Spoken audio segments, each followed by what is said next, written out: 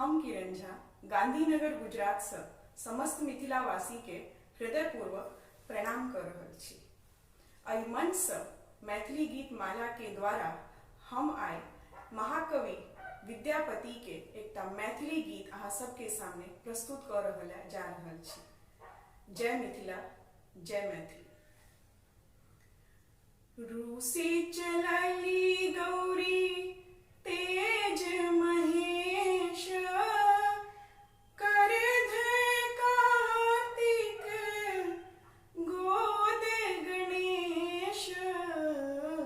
रूसी चलली गौरी तेज महेश, कर धय कार्तिक गोद गणेश।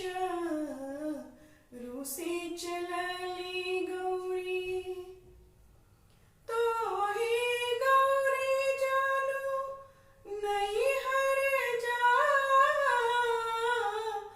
तो ही गौरी जानू नहीं हर जा। त्रिशूल बगंबर बिछी बरखा, रूसी चलली गौरी तेज महेश, कर धय कार्तिक गोद गणेश। रूसी चलली गौरी त्रिशूल बगंबर रहबर पाया, त्रिशूल बगंबर रहबर पाया।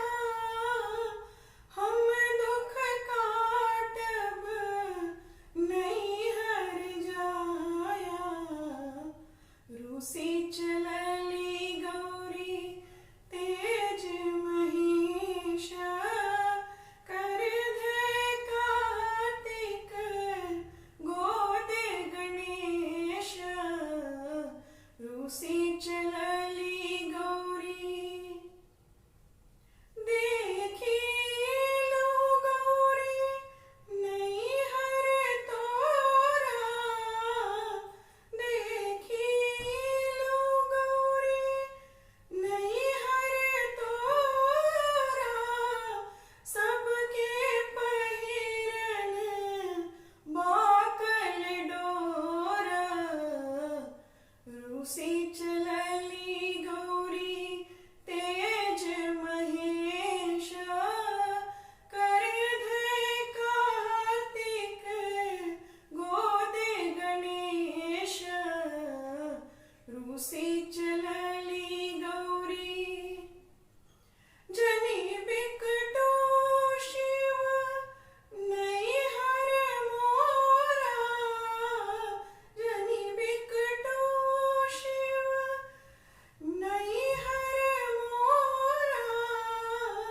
नांगट सांभल पाकल डोरा, रूसी चलली गौरी तेज महेश, कर धय कार्तिक गोद गणेश।